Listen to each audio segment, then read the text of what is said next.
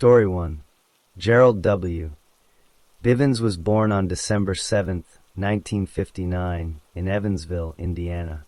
Evansville is a city in the southern part of the state near the Ohio River. His mother was Jean Bivens. His father was also present in the home during Gerald's early years. Gerald had at least one brother, Richard Bivens. The family lived a normal working-class life. When Gerald was a child, he did not have any major problems at first. He went to school like other children, but as he grew older, he began to show signs of trouble. He was rebellious as a teenager. He did not like following rules at home or at school. His mother noticed that he was difficult to control during his youth. Gerald started using alcohol when he was a teenager. He also started using drugs. He drank heavily as a young man. This pattern of drinking continued into his adult life. He used alcohol and drugs often. He could not stop easily. Later in his life, people would call him an alcoholic. His family had a history of alcoholism. His grandfather was an alcoholic. That grandfather later died. Gerald was close to his grandfather, and the death affected him. Gerald did not finish his education in a smooth way. His school records showed that he had behavior problems. He also had a stutter when he spoke. The stutter was not severe, but it was present. He had trouble paying attention in class. Some people described him as hyperactive. He also got into trouble with school authorities. As a young adult, Gerald tried to work. He got a job as an industrial painter. One of his employers was a man named Thomas Ulrey. Ulrey saw that Gerald had potential. He thought Gerald could succeed if he got proper training. But Gerald had a problem with showing up to work. He missed many days because of his drinking. Because of his poor attendance, Ulrey had to let him go from the job. Gerald also spent time in the military. He joined the service at some point. But his time in the military did not go well. His records show that he had problems following orders and staying out of trouble.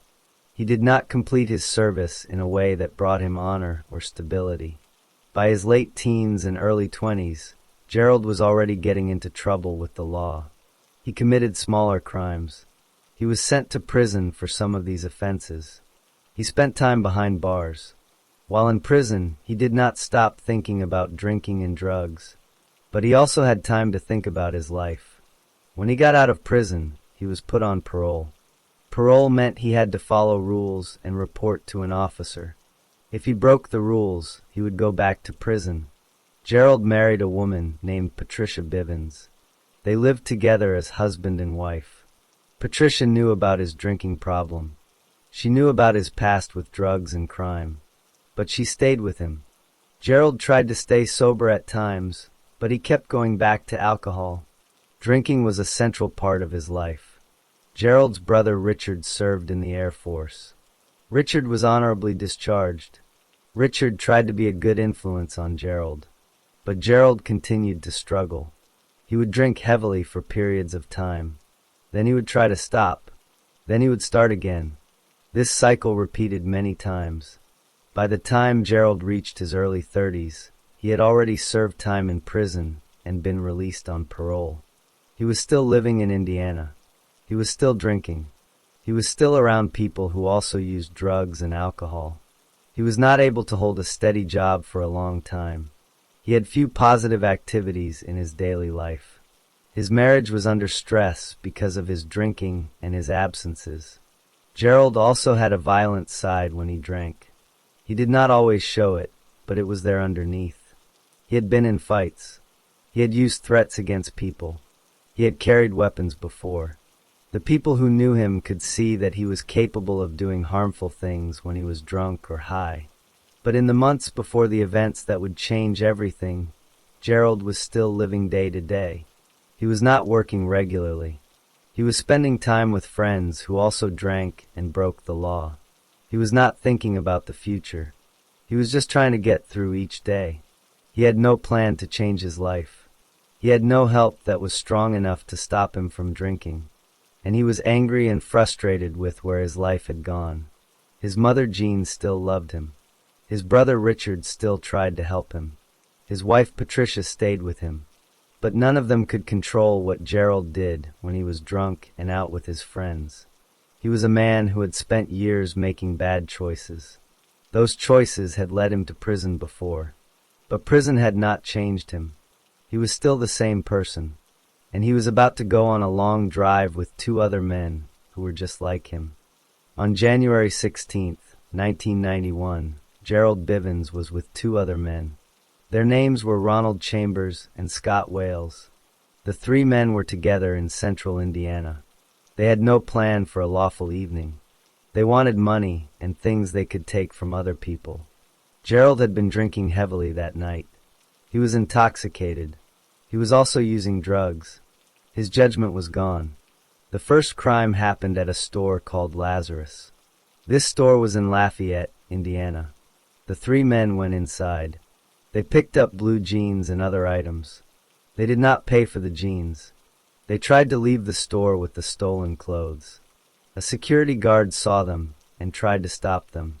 Gerald pulled out a handgun. He pointed the gun at the security guard. The guard stepped back. The three men got away with the stolen jeans. This was point one. That act of stealing at gunpoint made them feel powerful. They had broken a rule, and no one had stopped them. This feeling led them to keep going. After leaving the store, they drove around. They did not stop their criminal behavior. They drove to a Holiday Inn. This hotel was in Lebanon, Indiana. Lebanon is a smaller city north of Indianapolis. The three men parked. They went inside the hotel. They found a guest room. A man named Kevin Hritzkowin was staying in that room. He was alone. Gerald and Ronald Chambers forced their way into Kevin Hritzkowin's room. Scott Wales may have been nearby or waiting outside. The exact position of each man was not the same for every crime. But for the hotel room, Gerald and Chambers were the ones who entered. They both had guns. They pointed their guns at Kevin's head and body. Kevin was scared. He did not fight back. The two men searched through Kevin's room. They took his cash. They took his credit card.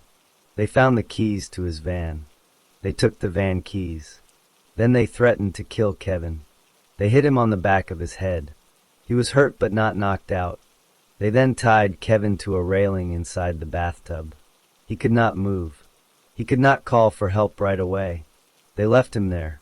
This was point two. They had committed robbery, confinement, and theft.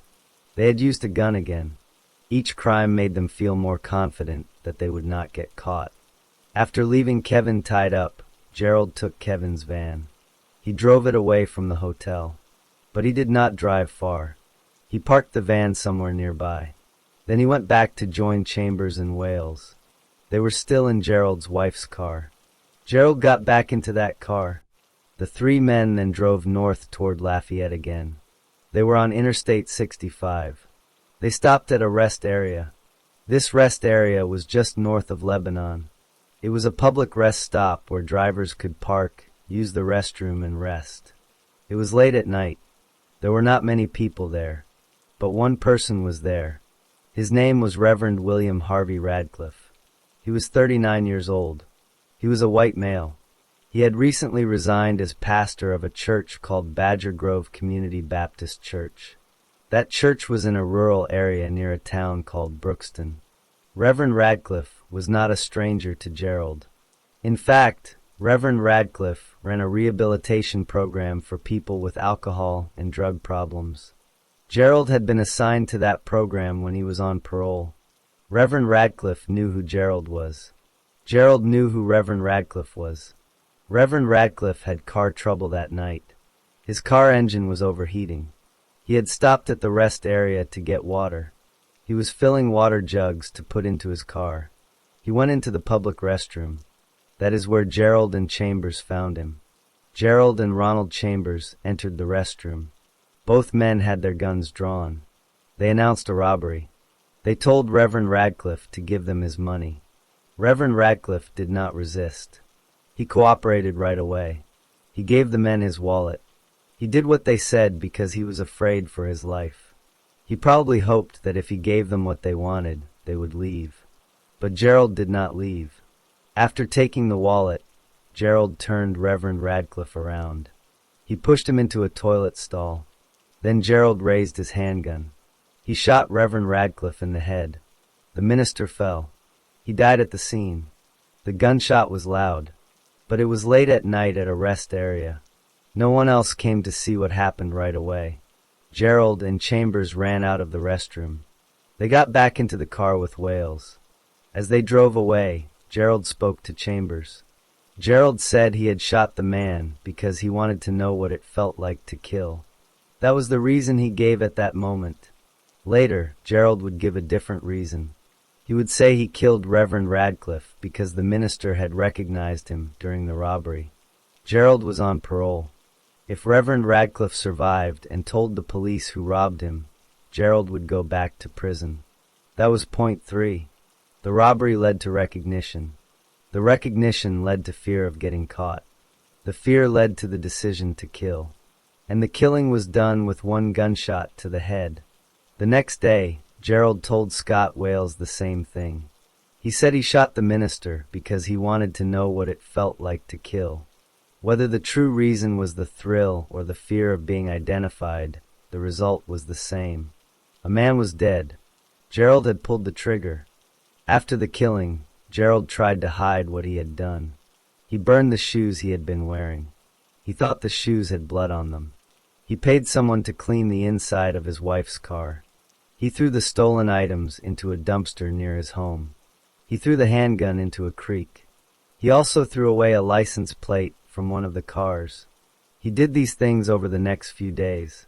He wanted to remove any evidence that would connect him to the murder. At the time of these crimes, no police officers arrived at the rest area right away. The body of Reverend Radcliffe was found later. But that discovery is part of part 3. During the crime spree itself, no one stopped Gerald and the other 2 men. They drove away from the rest area. They went back to their normal lives for a short time. Gerald stayed with his wife. He acted as if nothing had happened. But inside, he knew he had killed a man. Reverend William Radcliffe was a husband. He had family members who loved him. His wife and children would later have to live without him. He had dedicated his life to helping people with addiction problems.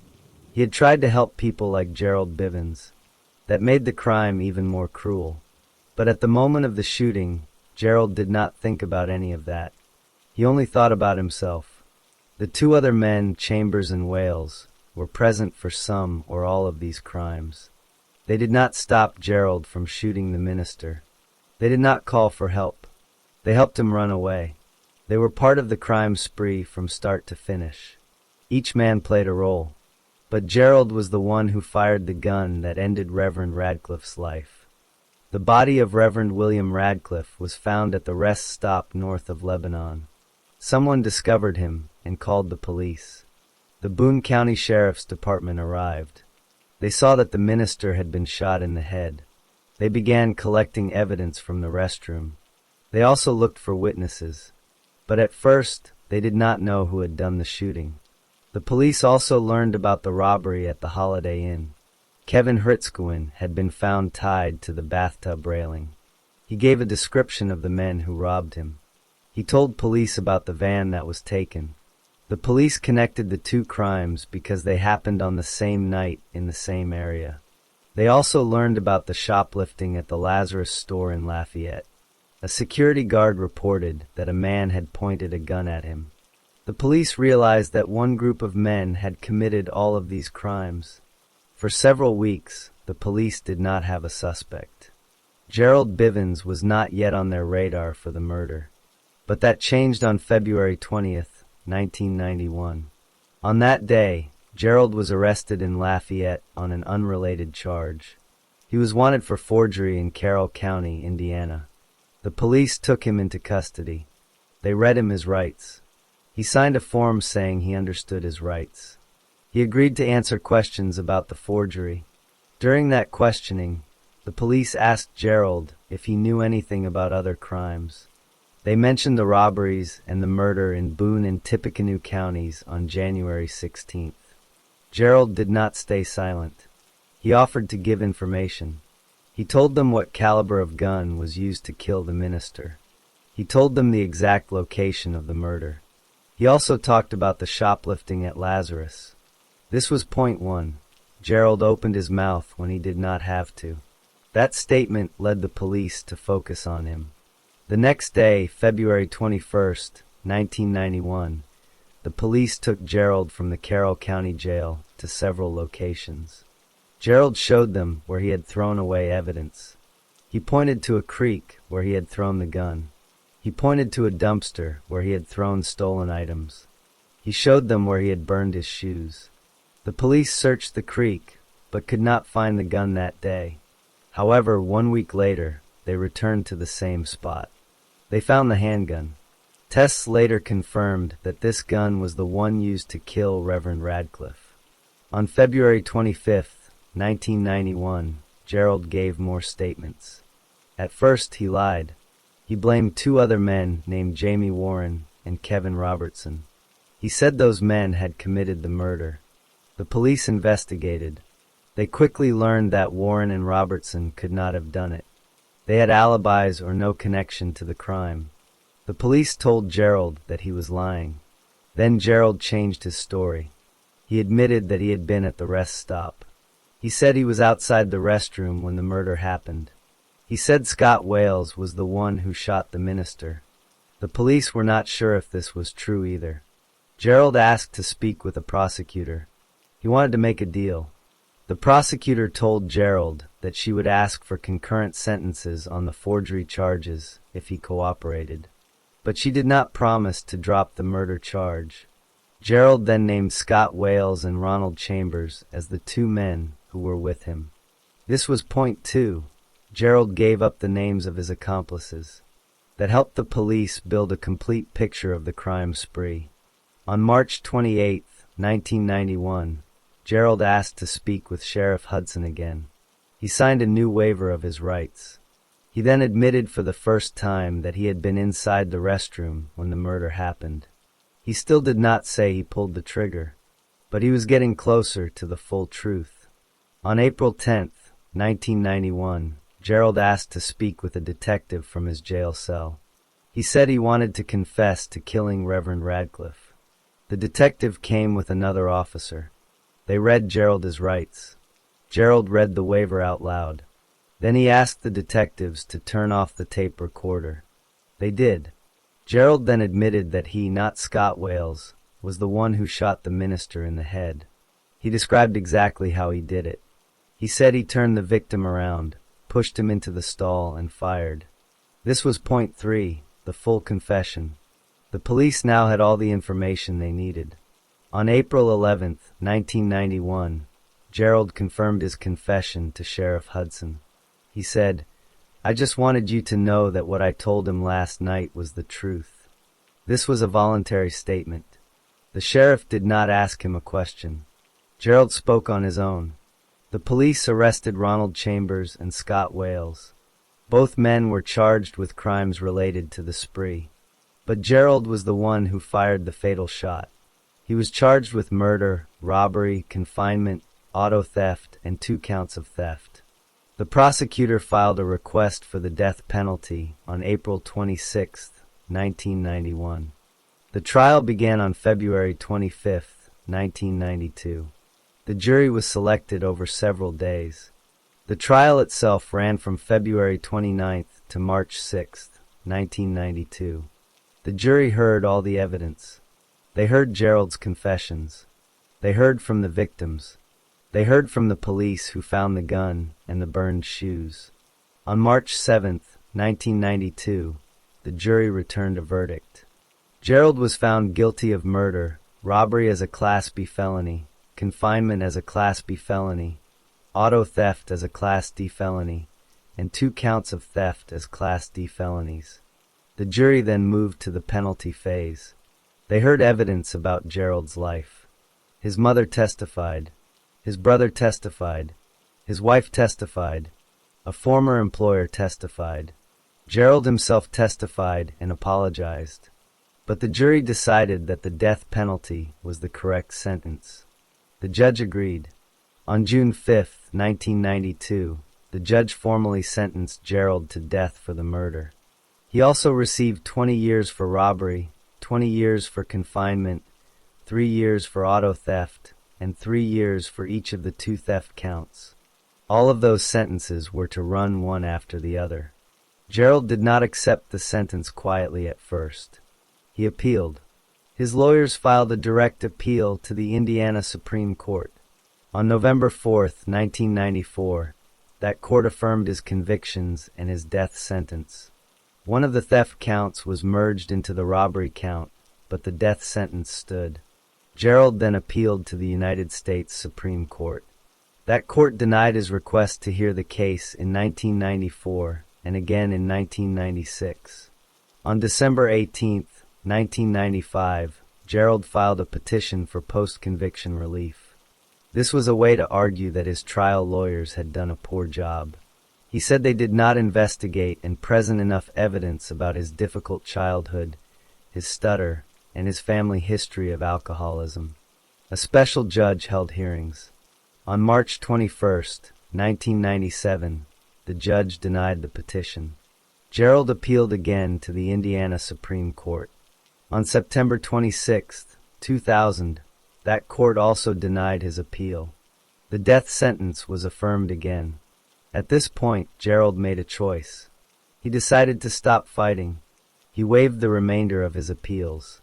He told the courts that he did not want to go to federal court. He said he was tired of prison life.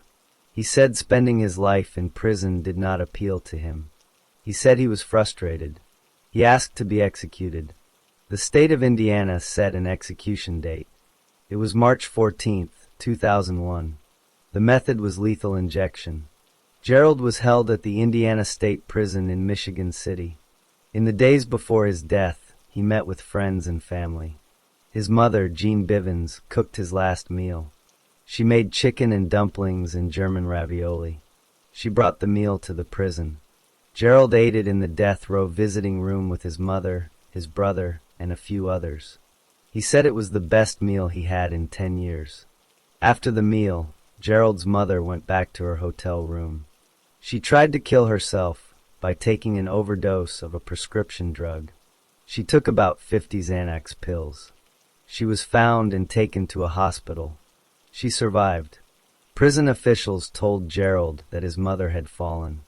They did not tell him the full truth at first. Later, his spiritual advisor told him what happened. Gerald was worried but not angry. He understood why his brother had not told him everything. On the night of March 13, 2001, Gerald was moved to the holding cell next to the death chamber. He made phone calls to friends and family. He spoke to his niece who had just given birth.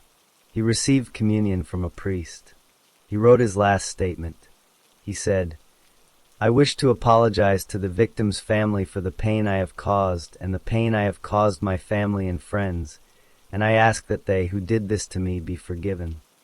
Just after midnight on March 14, 2001, Gerald was taken into the execution room. He was strapped to a gurney, and 4 was inserted into his left arm. He kept his glasses on. He looked at the witnesses through a window. He smiled and gave a small wave. The lethal drugs were injected.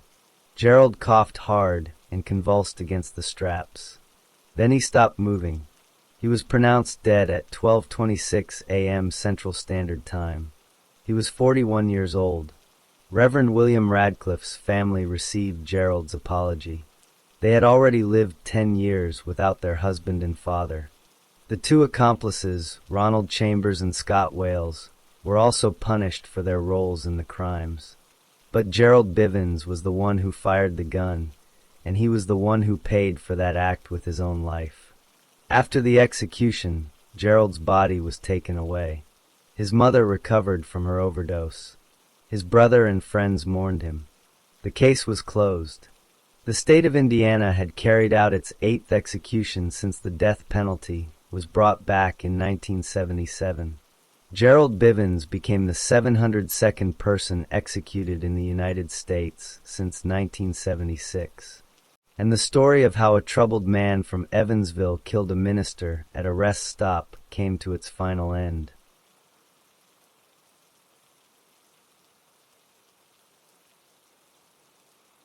Story 2. Robert Lee Massey was born on December 24, 1941. His mother gave him up to the state of Virginia before he turned 6 years old. She could not take care of him, so the state placed Robert in foster homes. From a very young age, Robert moved from one foster home to another. He did not have a stable family. Many of these homes were not safe. The people who cared for him were often cruel. They beat him. One punishment they used was to push his head into a toilet bowl and hold it under the water. This happened many times. Because of this treatment, Robert became a very troubled child. Doctors who examined him wrote that he was a very disturbed little boy. They said he would need care outside of his home for a long time. But no one gave him that care. When Robert was 11 years old, he was sent to juvenile hall. This is a kind of prison for children. He was small for his age. Some people thought he looked effeminate. In juvenile hall, older boys gang raped him. This happened more than once.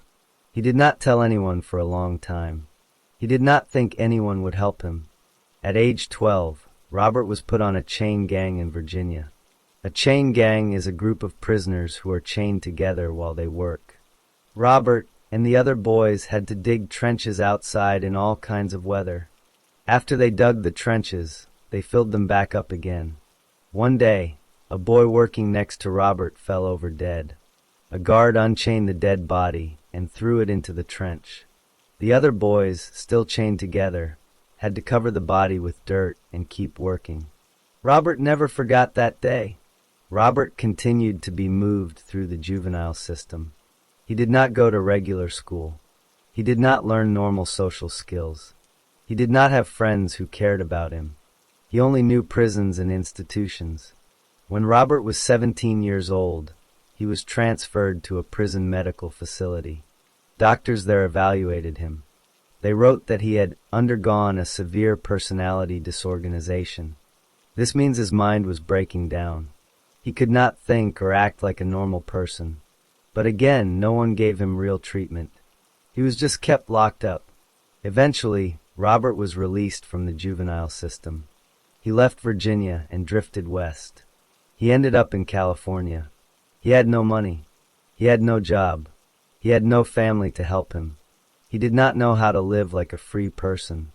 To deal with his pain and confusion, Robert started using alcohol. He also used methamphetamines and other drugs. He took them almost every day. The drugs made him feel different, but they also made him act strange and aggressive. He could not hold a job. He could not keep a place to live. He often slept on the streets or in empty buildings. By the time he was 23 years old, Robert had been in and out of jail many times. He had learned how to survive on the streets, but he had not learned how to stop his anger or his drug use. He had no plan for his life. He did not think about the future. He only thought about getting through each day. In late 1964, Robert was living in Los Angeles County. He was still using drugs every day. He was still angry about everything that had happened to him as a child.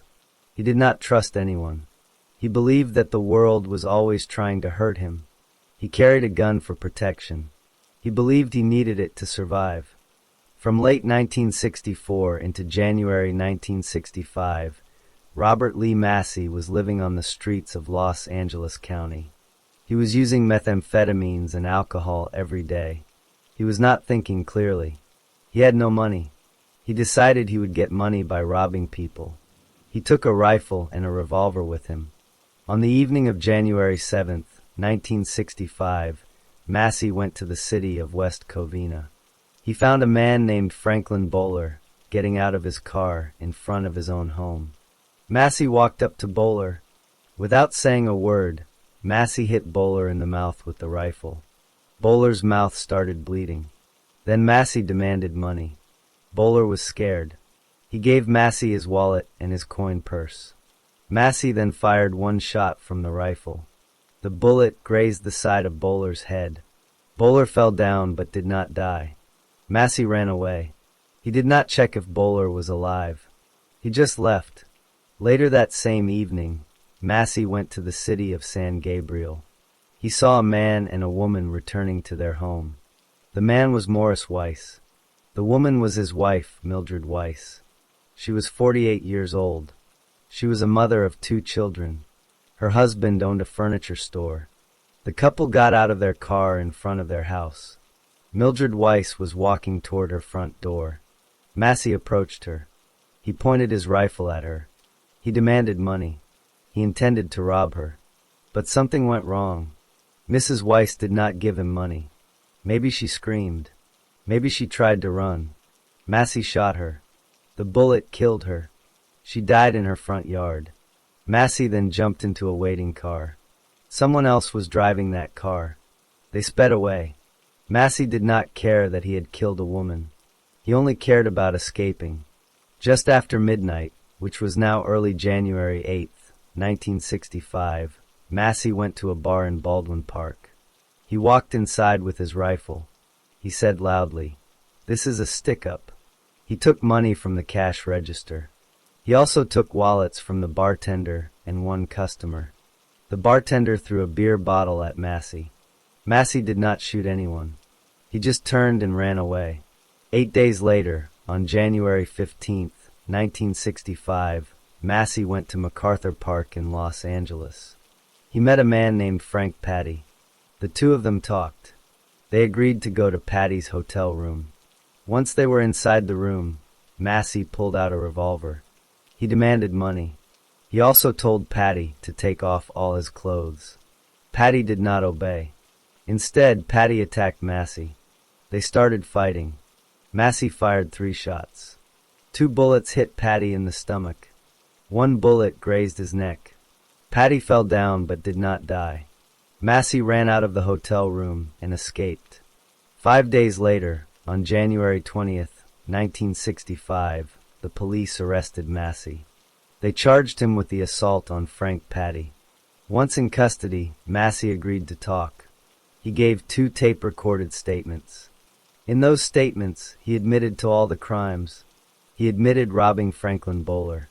He admitted shooting Bowler in the head. He admitted trying to rob Mildred Weiss.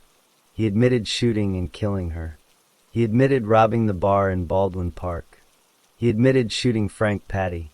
He said he had been using drugs and alcohol before each crime. Massey was convicted of 4 counts of robbery, 1 count of attempted murder, and 1 count of murder. The murder count was for killing Mildred Weiss. He was sentenced to death in 1965.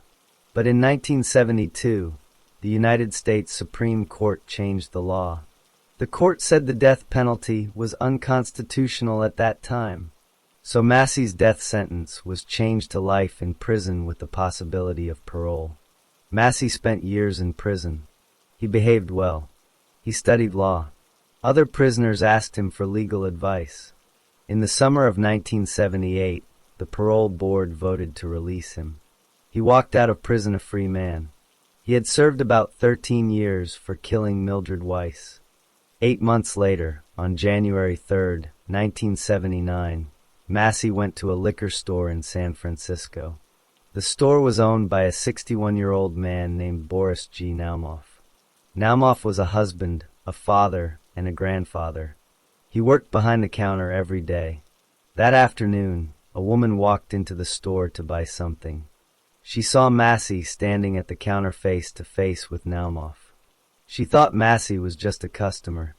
She stood next to him and said hello to Naumoff. Naumoff handed Massey some money. Massey put the money in his jacket pocket. Then Naumoff turned to the woman and said, "A guy can't make a living anymore." He sounded tired and frustrated. At that moment, an employee named Chuck Harris walked into the store. Harris said hello to Naumoff and walked toward the back room. Massey turned and started walking toward the door to leave. But Naumoff did not let him leave. Naumoff went around the counter and followed Massey. The 2 men started wrestling in the aisle between the shelves. Massey pulled out a handgun. He fired several shots. 1 bullet hit Naumoff in the neck. Naumoff fell to the floor and died. Another bullet hit Chuck Harris in his right thigh. Harris fell down but survived. The woman who had been standing next to Massey ducked behind the counter when the shooting started. She was not hurt. She waited until Massey ran out of the store. Then she called the police. Massey escaped. He drove around San Francisco in his car. He still had the gun. He still had ammunition. He did not turn himself in. He kept driving. The next night, at 9:50 p.m. on January 4th, 1979, San Francisco police officers found Massey driving his car. They pulled him over and arrested him. When they searched him, they found a Ruger .357 Magnum handgun. The gun was fully loaded. In his coat pocket, they found a loaded .380 Mauser automatic weapon. The hammer was cocked. The gun was ready to fire instantly. They also found several boxes of extra ammunition. Massey later admitted that he had been drunk and high on drugs when he killed Boris Naumoff and wounded Chuck Harris. The woman who ducked behind the counter during the shooting on January 3rd, 1979, waited until Robert Massey ran out of the store. Then she stood up. She saw Boris Naumoff on the floor. She saw blood. She saw Chuck Harris holding his leg.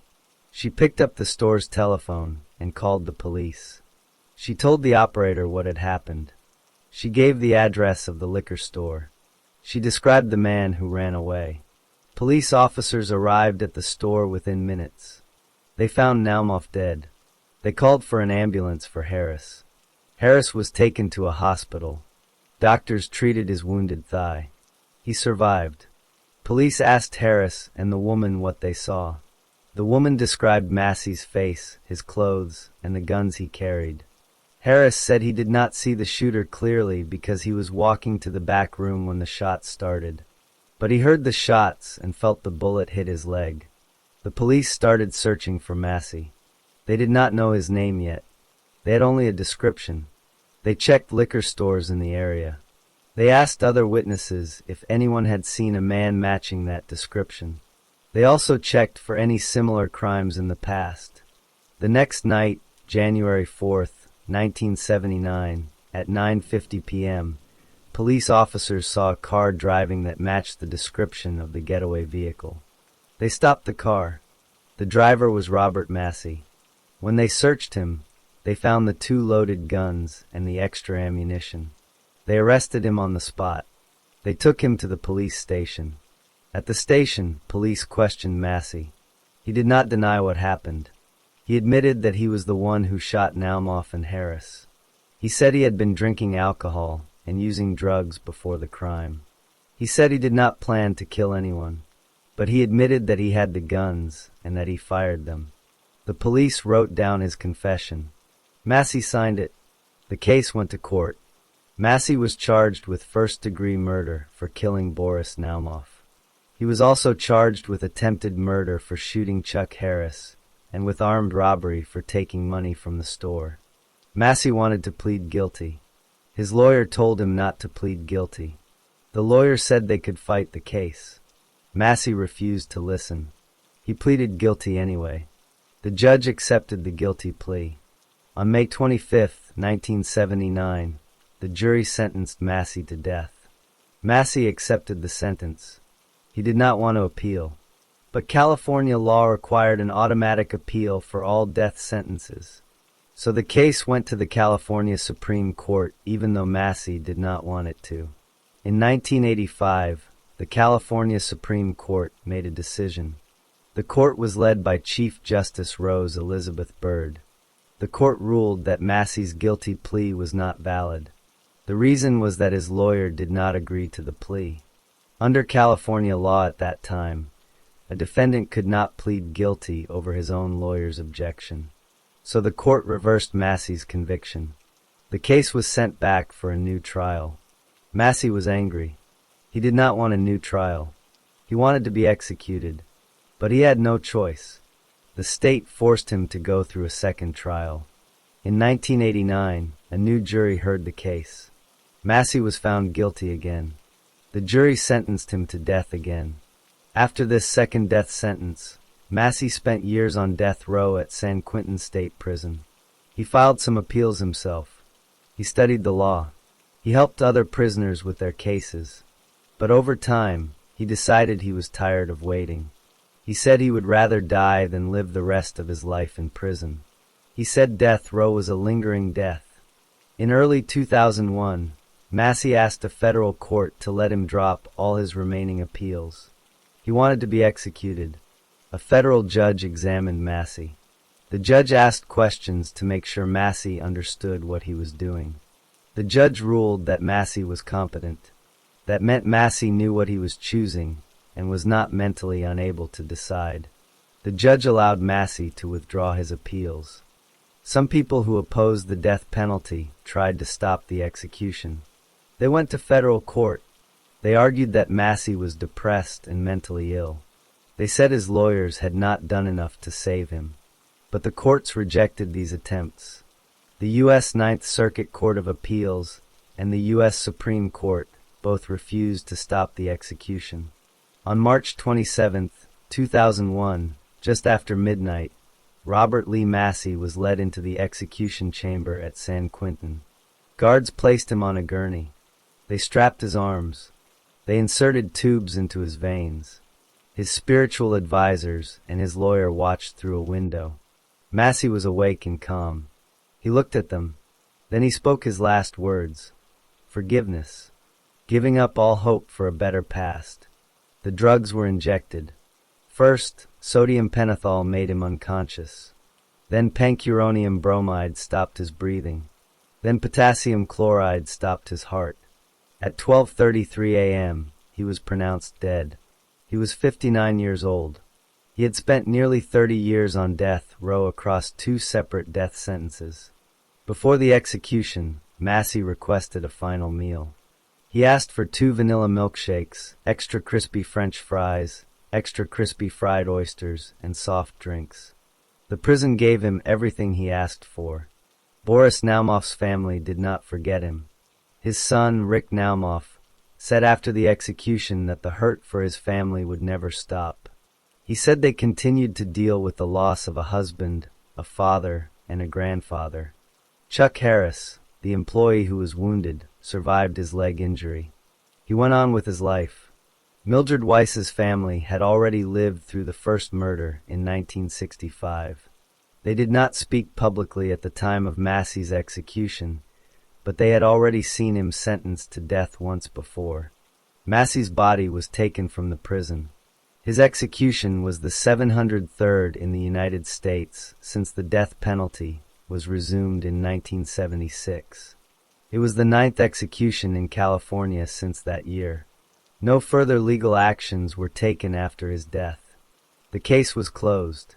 Robert Lee Massey died by lethal injection on March 27, 2001, ending the story of a man who killed 2 people, was sentenced to death 3 times, and finally got the death he said he wanted.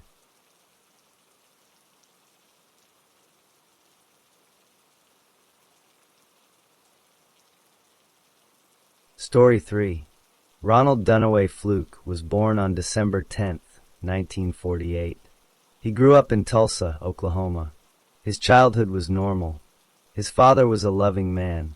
Ron had 3 sisters and 2 brothers. The family lived together in a regular house.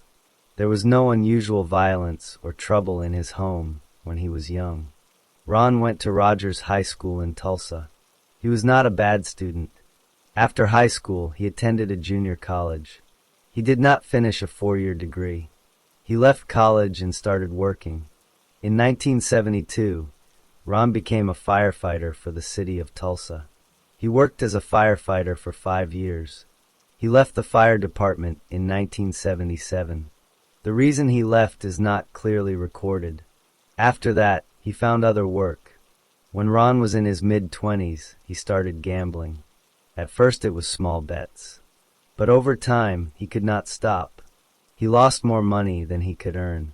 Gambling became a problem that stayed with him for many years. He would gamble money he needed for other things. He did not tell most people how bad the problem was. In 1978, Ron went to a club in Tulsa. There he met a woman named Ginger Lou. Ginger was kind and warm. People who knew her said she was sweet and caring. Ron liked her right away. They started dating. After some time, they decided to get married. Ron and Ginger had 2 daughters. The first daughter was named Suzanne Michelle Fluke. She was born around 1984. The second daughter was named Catherine Lee Fluke. She was born around 1986.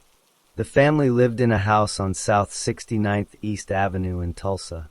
From the outside, they looked like a normal, happy family. Ron stopped working as a firefighter and became a self-employed safety consultant. He gave advice to companies about safety rules. The work did not always bring in steady money. At the same time, his gambling kept getting worse. He borrowed money from friends. He also borrowed large amounts of money from family members. He did not pay his taxes for 3 years in a row. His debts grew. His car was close to being taken back by the bank because he could not make the payments. He could not pay his cell phone bill either. Ginger was a devoted mother. She took care of the house and the girls. The daughters were cheerful children. Suzanne was a very good speller and was seen as brilliant by people who knew her. Catherine had talent for painting and singing. Both girls were cheerleaders and did well at it. They always had smiles on their faces. Ron loved his daughters. He later said they were the light of his life. But Ron's marriage to Ginger began to have problems. His gambling and money troubles put stress on the relationship. Ginger started sleeping on the couch in the living room instead of in the same bed with Ron. That was a sign that the marriage was not going well. Ron felt trapped by his debts. He had not filed taxes for 3 years, and that worried him deeply. He felt like a failure. He also felt deep sadness that would not go away. That sadness was depression. He did not get medical help for it. Ron kept most of his problems hidden. Ginger's family did not know he had a gambling problem. They did not know he was depressed. Everyone liked Ron. He went to his nephew's baseball games. He seemed like a good husband and father. But inside, he was falling apart. By the middle of 1997, Ron's financial situation was very bad. He owed money to many people. He could not see a way out. He thought about death often. He believed his life was ruined. But he did not tell his wife or his daughters how bad things really were. He kept everything secret. He went to sleep each night with the same heavy thoughts. Then the month of October 1997 arrived. Ron was still living in the same house with Ginger and the 2 girls. The marriage was still strained. Ginger continued to sleep on the couch. The girls went to school and came home. Nothing unusual had happened yet, but Ron's mind was not at peace. He felt that he could not go on. In the weeks before October 17, 1997, Ronald Fluke thought about killing his family. He did not tell anyone these thoughts. He kept them inside. He believed his financial problems were too big to fix. He had not paid taxes for 3 years. He owed money to friends and family. His car was about to be taken. He could not pay his phone bill. His business as a safety consultant was failing. He felt deep shame and depression. He believed his wife and daughters would be embarrassed if he killed himself. He also believed that if he killed them, they would go to heaven.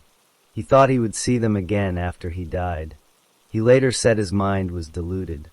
On the night of October 16, 1997, the family went to sleep in their house on South 69th East Avenue in Tulsa. Ginger Fluke slept on the couch in the living room. That was where she had been sleeping for some time because the marriage had problems. The 2 daughters, Suzanne age 13 and Catherine age 11, slept in their own bedrooms upstairs. Ron Fluke stayed awake. He gathered 2 weapons. One was a large hatchet. A hatchet is a small axe with a short handle. The other weapon was a .38 caliber pistol. He loaded the pistol. He waited.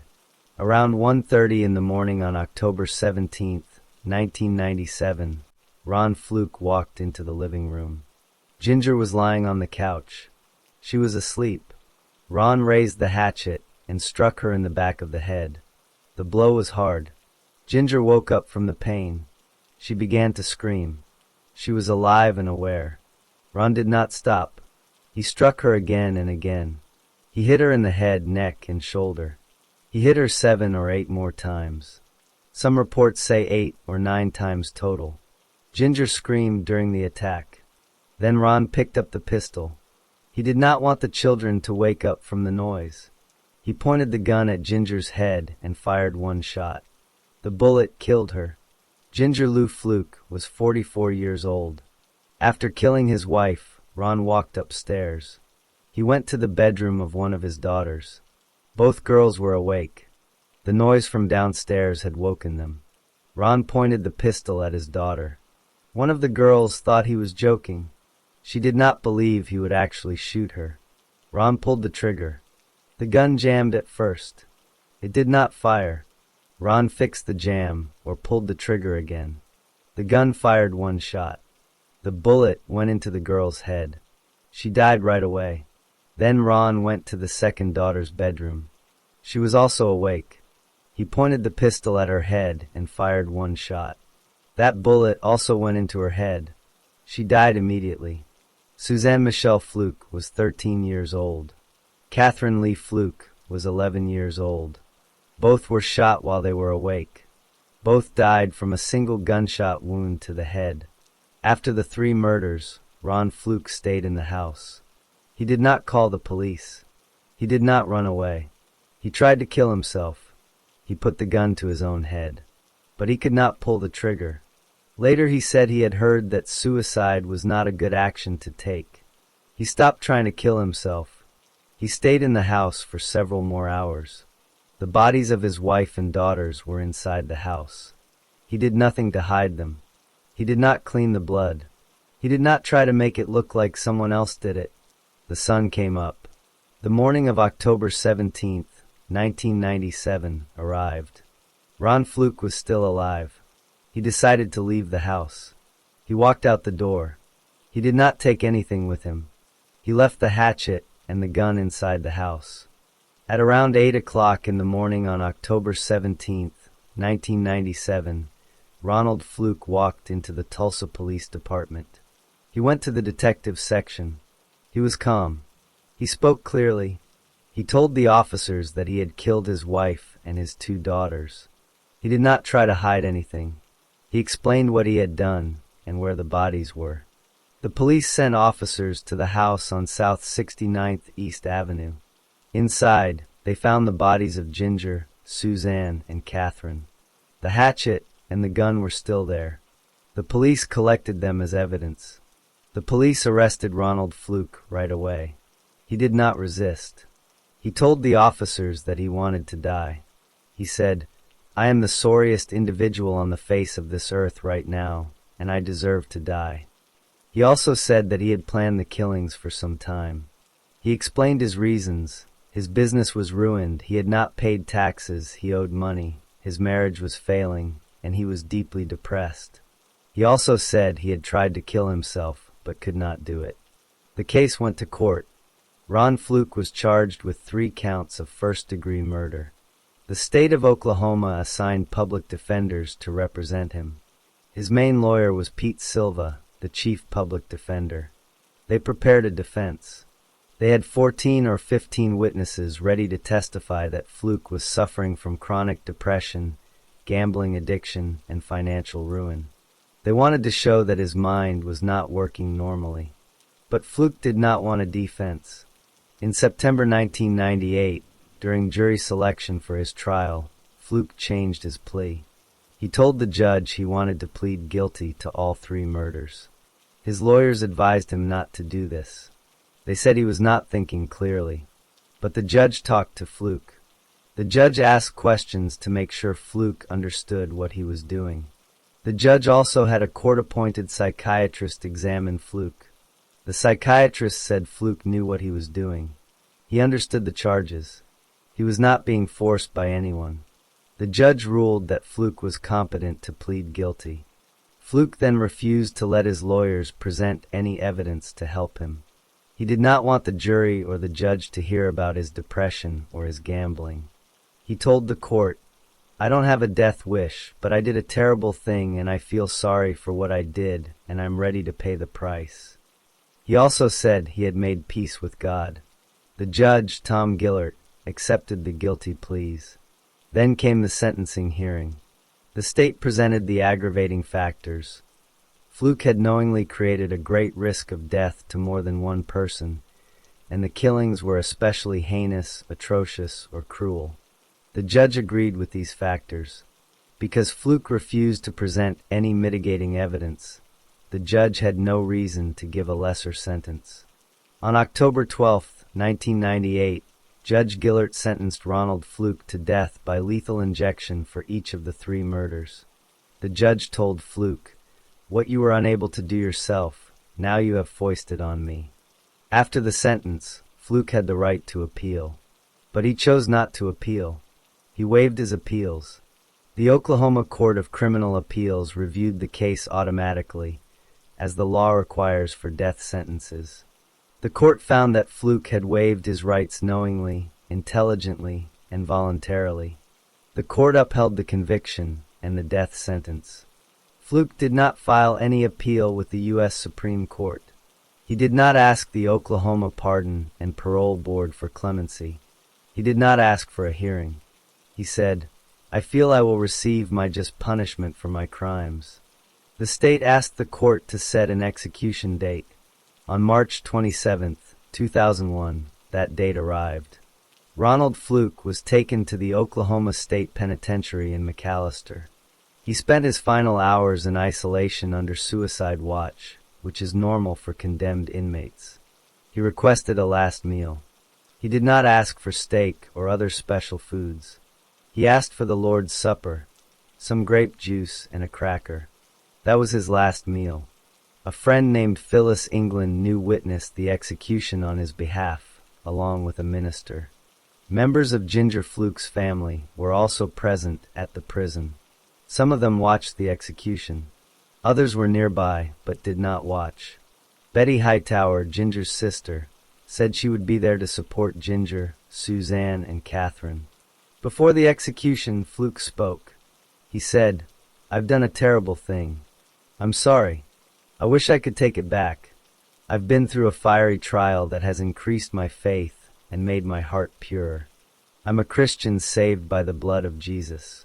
He asked for prayers for all families involved. He mouthed, "I love you," to his friend in the witness room. He was then given a lethal injection. At 9:34 p.m. on March 27, 2001, Ronald Dunaway Fluke was pronounced dead. He was 52 years old.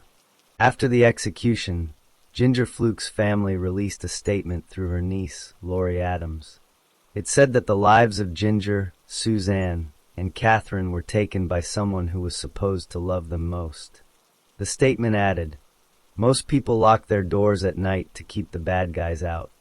Little did they know that dreadful night they were locking the bad guy in." The family chose to focus on the 3 victims, not on the man who killed them. Ronald Fluke was buried. Ginger Lou Fluke, Suzanne Michelle Fluke, and Catherine Lee Fluke were remembered by their family as a devoted wife and mother and 2 bright, smiling girls whose lives ended too soon. The case was closed, and the 3 victims were never forgotten by those who loved them.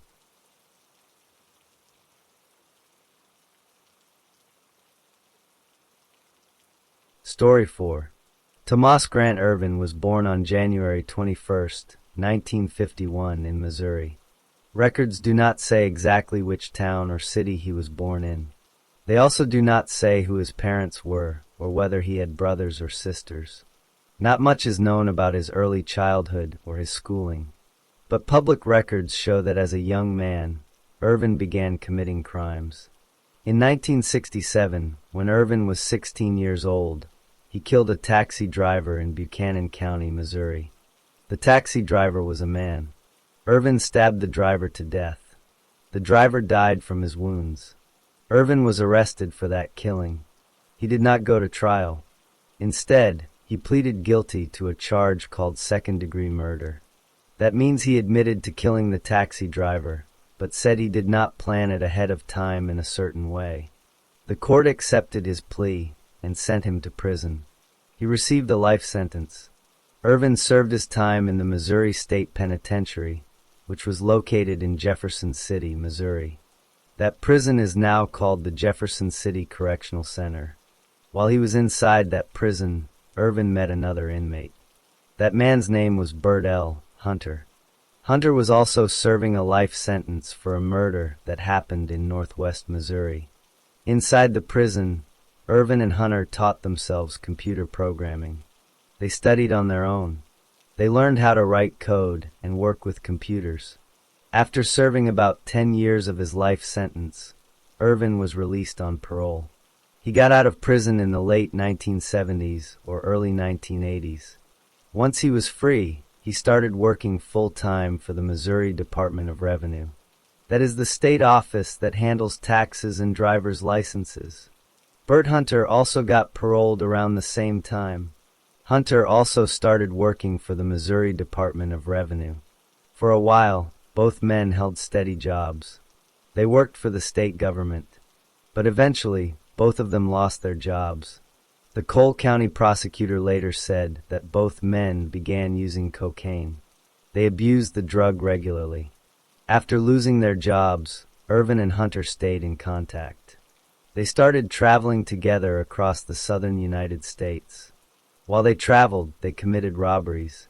They stole money and valuables from people. They did this many times. At some point, the two men returned to Jefferson City, Missouri. Irvin was now in his late 30s. He had a criminal past, a drug habit, and no steady job. He had already killed one person when he was a teenager. He had served time in prison. He had met Hunter, who also had a history of violence.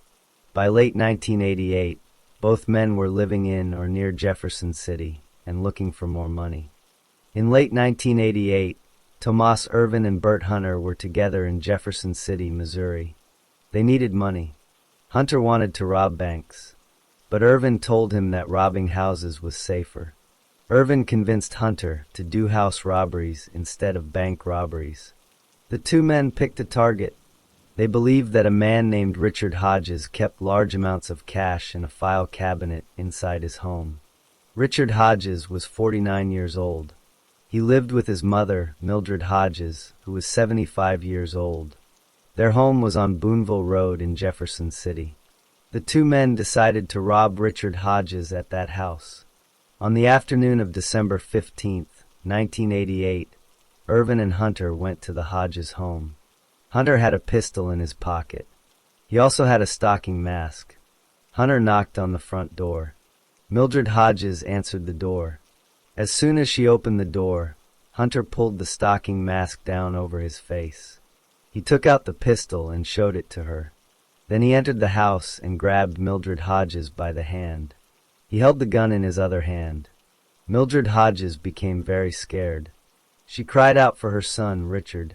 Richard Hodges heard his mother and came into the room where the two men were standing. He saw that his mother was in frail health. She had recently returned home after heart surgery. Richard asked the two men to leave his mother alone. While Richard was trying to calm his mother, Irvin and Hunter began to act. They had brought duct tape with them. Hunter told Richard to bind his own mother's hands and feet with the duct tape. Richard did what he was told.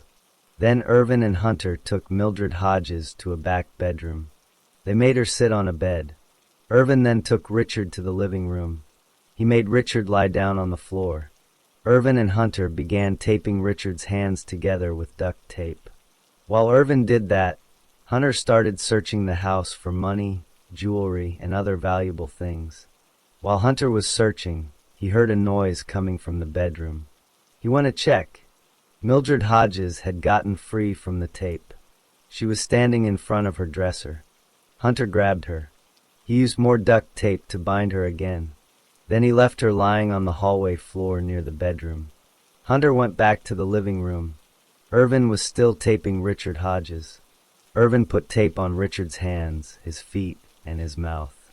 Richard could not breathe well through the tape. He complained that he could not breathe. Irvin replied to him with these words, "That's the general idea." At that point, Irvin and Hunter made a decision. They decided to kill both Richard and Mildred Hodges. They were afraid that the victims had recognized them. They did not want to leave witnesses.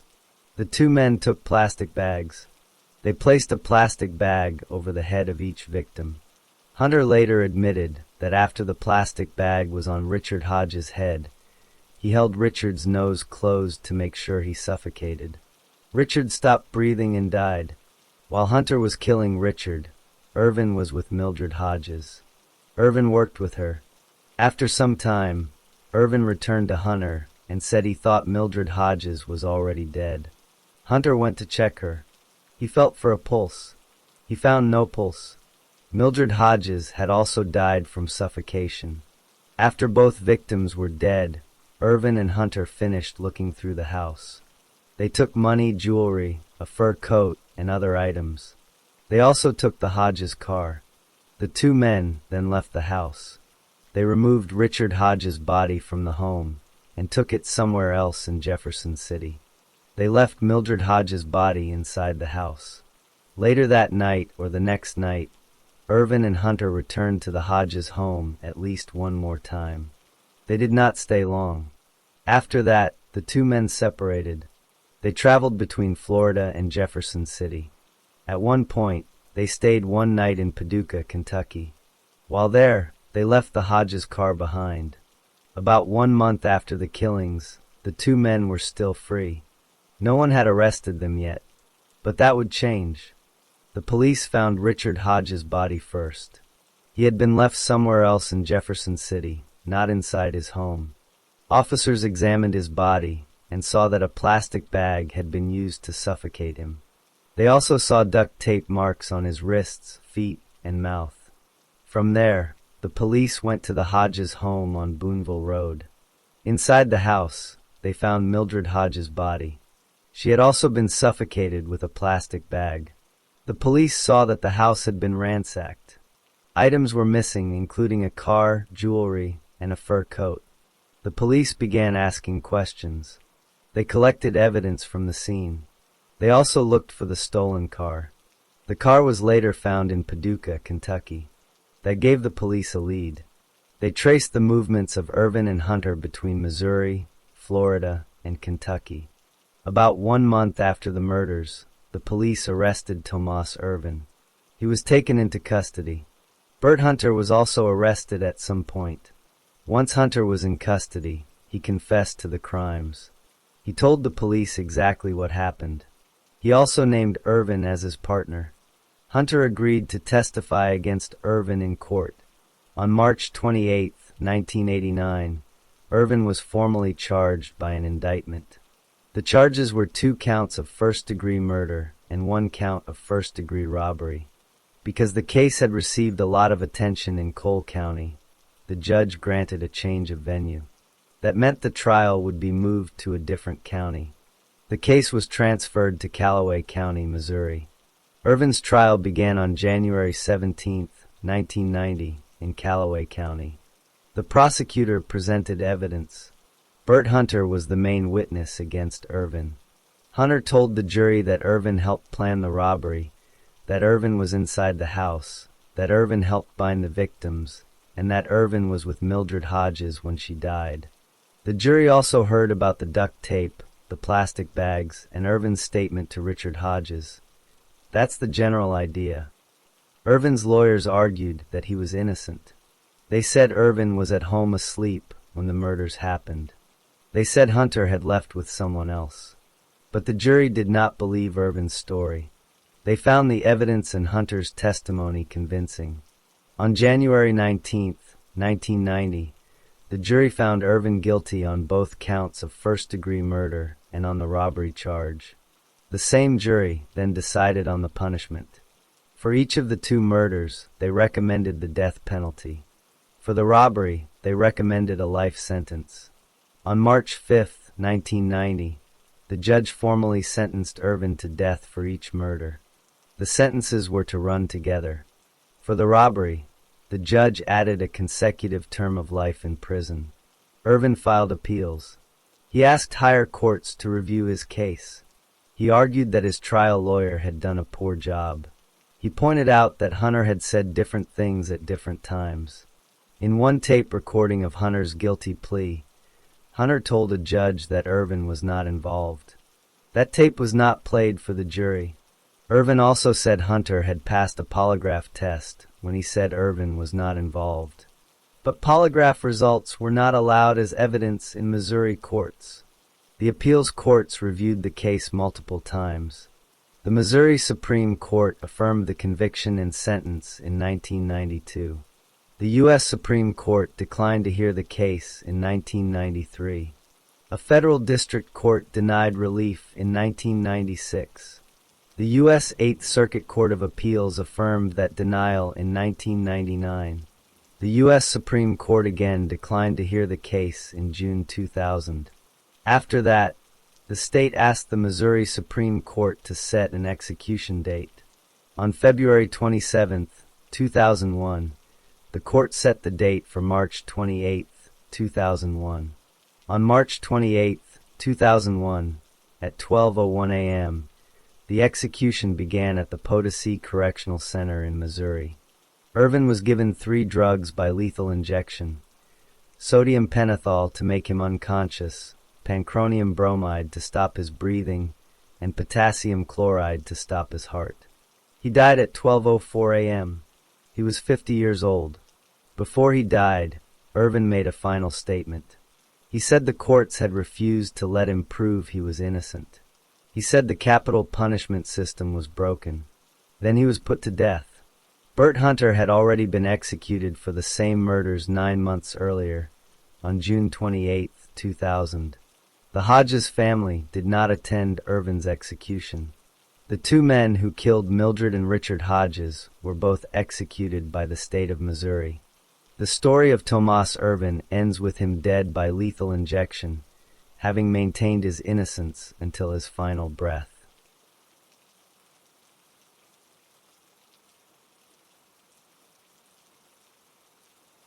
Story 5.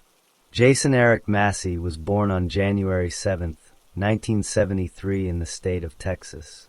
He grew up in a family that did not stop his strange behavior. By the time he was a young boy, people around him started to notice things that were not normal. When Jason was 9 years old, he killed his first cat. That was the beginning. Over the next several years, he kept killing animals. He killed many cats. He killed many dogs. He also killed cows. He did not just kill them. He kept a count. Later, a hunter would find animal skulls and jaw bones hidden in a cooler in the woods. Jason had put them there. Jason went to school. His 9th grade teacher later said that Jason had very disturbing behavior. He talked about killing. He also told people that he admired Charles Manson, who was a famous killer. Jason did not hide these thoughts. He talked about them in class. A classmate from 7th grade also remembered Jason. She received threatening phone calls from him. She received letters from him. In those letters, Jason described dreams about killing her. Then one day her dog was killed. The dog was cut up. Blood was smeared on her car. Jason later wrote about that incident in his own private journal. Jason kept journals. He called them Slayer's Book of Death. He made 4 volumes. He also labeled them The Thoughts of Jason Massey. In these journals, he wrote about his desire to become a serial killer. He wrote that he wanted to grab society by the throat and shake people with terror. He wanted people to remember who he was. He wrote that he wanted to become a murder machine. He set goals for killing many people.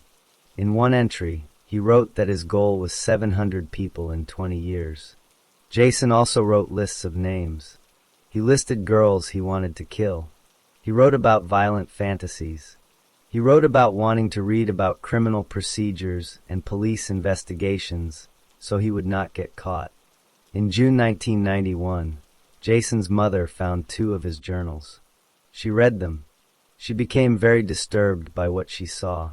So she took Jason to a psychiatrist. The psychiatrist's name was Dr. Kenneth DeCleva. Dr. DeCleva examined Jason. He read the journals. He saw that Jason had moved from just thinking about killing to actually planning it. Jason had written about buying weapons. Dr. DeCleva concluded that Jason had antisocial personality disorder. He said Jason was an immediate threat to other people. So Dr. DeCleva had Jason committed to the Dallas Psychiatric Intensive Care Unit. Jason stayed there for some time, but later he was released. Jason talked to other people about killing all the time. One friend later said that Jason talked about killing girls constantly. Jason also liked to set fires. He had a fascination with fire. In the late spring of 1993, something happened. Police in Ennis, Texas stopped Jason while he was driving. When they searched his car, they found marijuana. They also found a Persian cat with a rope tied around its neck. They found a 3-prong knife. And they found a diary that had names written down with check marks next to them. What those check marks meant was not clear at the time. Then in June 1993, Jason was convicted of driving while intoxicated. A judge sentenced him to 120 days in jail. He was put in jail for that crime, but he did not serve the full 120 days. He was released at some point before the summer ended. When he got out of jail, he went back to his normal life. He still had his violent thoughts. He still kept journals. He still talked about killing. He still had fantasies about what he wanted to do to girls. And he was about to meet someone who would become part of those fantasies.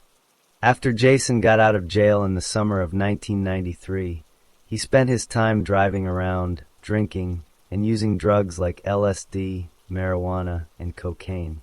He was 20 years old. He had a tan-colored Subaru car. One day, he was with a friend named Christopher Nowlin. Christopher was 18 years old. Christopher asked Jason to drive him to see a girl he knew. The girl's name was Christina Benjamin. She was 13 years old. They drove to her house. When they got there, Jason met Christina. He flirted with her. Christina told Jason that she would like to sneak out of her house sometime at night. Jason agreed. He told her that he would drive by her house around midnight one night and honk his horn. He said she should go to an old Fina gas station on Interstate 45 and wait for him there. After they left Christina's house, Jason talked to Christopher Nowlin in the car.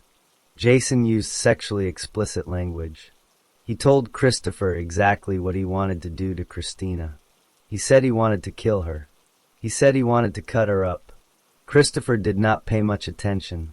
He later said that Jason talked about killing girls all the time, so this did not seem special to him.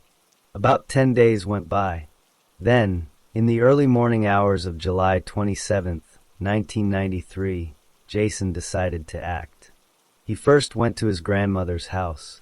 His cousin owned a .22 caliber pistol. The cousin had left the gun at the grandmother's house before going on a trip. Jason took the gun without asking. He did not tell anyone. Then Jason went to a Walmart store. He bought bullets for a .22 caliber gun. He also bought 2 knives. He bought handcuffs. The sales clerk at Walmart would later remember him. That night, Jason drove his tan Subaru to the house where Christina lived. Christina lived with her mother, Donna Benjamin, her mother's common-law husband, James King, and her stepbrother, Brian King. Brian was 14 years old. Jason pulled up to the house. He honked his horn twice. Then he drove away. He came back again. This time, he turned off his headlights and parked in front of the house. Brian King was awake. Brian heard the car. He looked out the window and saw the tan car. He went to the front door. He went outside and walked to the car. He talked to the people inside. At that point, Brian's father, James King, went to the bathroom. When he came back, Brian and the car were gone. James waited about an hour for his son to return. Then he went back to bed. Christina had snuck out of the house. Brian went with her. Both children got into Jason's car. Jason now had Christina and Brian with him. Jason drove them to a field near a town called Tellico in Ellis County, Texas. The field was rural.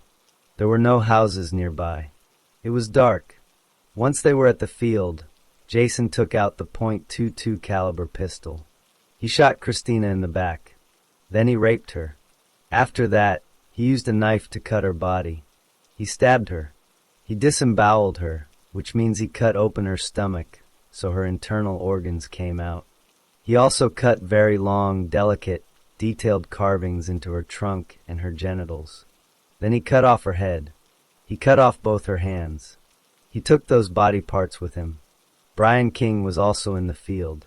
Jason shot Brian twice in the head with the .22 caliber pistol. Brian died from those gunshot wounds. He had no other wounds on his body. Jason left both bodies in the field. Christina's body was naked. Her head and hands were missing. Brian's body was fully clothed. His body was found about 100 yards away from Christina's body in a creek. The next morning, July 27th, James King woke up. He noticed that Brian and Christina were not in the house. He woke his wife, Donna Benjamin. They were worried, but they decided to wait to see if the children would come home. When the children did not return, they started searching. Then they filed a missing persons report with the police. 2 days later, on July 29, 1993, a road worker found the bodies. He saw Christina's body in the brush beside a gravel road. He called the police. When police arrived, they started searching the area. They found Brian's body in the creek. The bodies had been outside in the summer heat for 2 days. They were decomposing. Flies and larvae were on them. From studying the larvae, experts later estimated that the children were killed between the late evening of July 26th and the morning of July 27th. Meanwhile, Jason did not stop his normal activities. On the night of July 27th, around 11:30 p.m., he drove his tan Subaru to a car wash. The owner of the car wash saw him pull in. Jason dumped items into the trash bin. Then he started to back out. But he saw the owner watching him. So he pulled back into a bay and started vacuuming his car. The owner thought this was strange, but did not do anything at that moment. On July 29th, after the bodies were found, the car wash owner saw Jason's picture in the newspaper. He recognized Jason as the man who had been at his car wash that night. He called police. Police went to the car wash and searched the trash bin and the vacuum containers. They found a red bandana with blonde hair on it. They found broken car glass. They found a payroll receipt from Kentucky Fried Chicken. The receipt had Jason Massey's name on it. Also, after the bodies were found, police learned that several people had seen Jason carrying a pistol recently. Police also went to Walmart. The clerk who sold the bullets, 2 knives, and handcuffs to Jason picked his photo out of a lineup.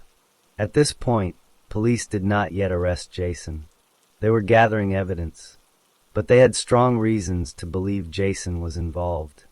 After the bodies were found on July 29, 1993, the Ellis County Sheriff's Office began a formal investigation. The first step was to identify the victims. Brian King was identified quickly because his body was intact and he had no head or hand injuries. But Christina Benjamin's body had no head and no hands. The body was badly decomposed from the summer heat. Police could not identify her by looking at her face. Instead, they used recent hospital records. Christina had been in a hospital before her death, and those records matched the body. That is how police confirmed the body belonged to Christina. Police then looked for Jason Massey. They had his name from the payroll receipt found at the car wash. They also had the Walmart clerk's identification of him. They had Christopher Nallen's statement about what Jason had said after meeting Christina. So police obtained a search warrant. They searched Jason's house. Inside, they found 2 newspaper articles about the murders. They found handcuffs. They found an empty knife box. Then they searched his tan Subaru car. Inside the car, police found a knife in the glove box. They found duct tape, electrical tape, a wrench, a screwdriver, a denim shirt, the head of a hammer, and a jacket in the trunk. They also found blood in multiple places, on the console, on the steering wheel, on the step to the car, and on spots in the passenger seat. The knife also had blood on it. Police sent the blood to a lab for DNA testing. The results came back. The blood from the car seat, the duct tape, and the hammer matched Christina Benjamin's blood. Police also found blonde hairs in the car. Those hairs matched the blonde hairs found on the red bandana from the car wash. Those hairs also matched hairs found near Christina's body at the crime scene. A forensic expert looked at all 3 samples under a microscope and said they came from the same source. Next, police examined fibers. They found carpet fibers from Jason's car. Those fibers matched a fiber found on one of Brian King's shoes. They also found a hair on Brian's pant leg. That hair matched Jason Massey's own hair when examined under a microscope. While police were gathering this evidence, a man came forward. He had been walking in the woods some time earlier. He found a cooler hidden in the bushes. Inside the cooler were animal skulls and jaw bones. There were also journals wrapped in plastic. The journals were labeled Slayer's Book of Death, volumes 1 through 4. The man gave the cooler and its contents to police. The journals were written by Jason. They contained his plans to become a serial killer, his lists of girls he wanted to kill, and his fantasies about killing, raping, and mutilating female victims. Another witness came forward. This witness had been a friend of Jason's. He told police that Jason had spoken many times about killing dogs, cats, and cows. He also said Jason told him that he killed because of the adrenaline rush, a high, a turn-on, a love to mutilate. This witness also described a time when Jason robbed a fast food restaurant at gunpoint. Police had enough evidence. They issued an arrest warrant for Jason Eric Massey. When officers went to arrest him, Jason smiled. He was taken into custody. He was charged with capital murder. Capital murder in Texas means killing more than one person in the same criminal event. Killing Brian King and Christina Benjamin together made it a capital case. Jason went to trial on October 6, 1994. He pleaded not guilty. The trial lasted several days. The prosecution called Christopher Nowlin, who testified about introducing Jason to Christina and about Jason's explicit statements. The prosecution called the Walmart clerk, who identified Jason as the man who bought bullets, knives, and handcuffs. The prosecution called the car wash owner, who described Jason dumping items and then vacuuming his car. The prosecution called forensic experts who explained the DNA, hair, and fiber matches. The prosecution called the psychiatrist Dr. Kenneth DeCleva, who testified that Jason had antisocial personality disorder and was a future danger to society. Dr. DeCleva also read portions of Jason's journals to the jury. The prosecution called Jason's 9th grade teacher, who said Jason idolized Charles Manson. The prosecution called the former classmate whose dog had been killed and mutilated. The prosecution also called an FBI agent who reviewed the case and said Jason would remain dangerous. The jury took 3 hours to deliberate. They found Jason Massey guilty of capital murder. The punishment phase came next. Under Texas law at that time, if a jury found a defendant guilty of capital murder, the same jury had to decide whether to send the defendant to death row or to give life in prison. The jury had to answer 2 special questions. The first question was whether Jason would be a future danger to society. The second question was whether there were any mitigating circumstances that would make life in prison more appropriate than death. The prosecution presented more evidence about Jason's journals, his animal killings, his plans for mass murder, and his lack of remorse. The jury answered the first question yes, and the second question no. That meant the punishment was death.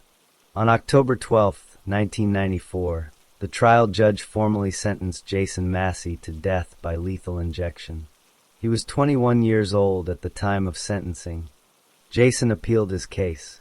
On October 23, 1996, the Texas Court of Criminal Appeals affirmed his conviction and sentence. He then filed a state habeas corpus application, which was denied.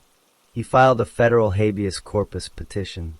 A U.S. magistrate recommended denying relief on January 10, 2000. The Federal District Court agreed on February 24, 2000. Jason tried to appeal to the Fifth Circuit Court of Appeals, but the Fifth Circuit denied him a certificate of appealability on September 13, 2000. He asked for a rehearing. It was denied on October 17, 2000.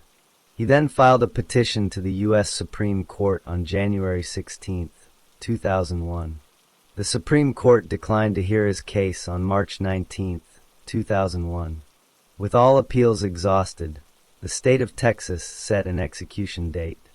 Jason Eric Massey was executed by lethal injection on April 3, 2001, at the Huntsville unit in Huntsville, Texas. He was 28 years old.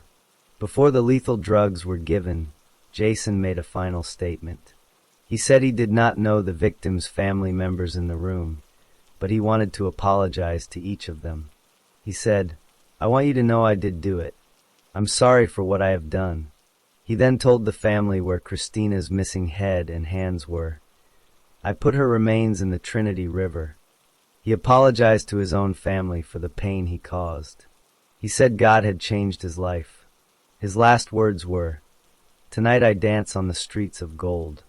Let those without sin cast the first stone." The lethal flow was started. He was pronounced dead at 6:20 p.m. For the victims, Brian King and Christina Benjamin, their families were left with permanent loss. Christina's head and hands were never recovered from the Trinity River, despite Jason's statement. Jason's execution closed the legal case, but the families continued to carry the weight of what he had done.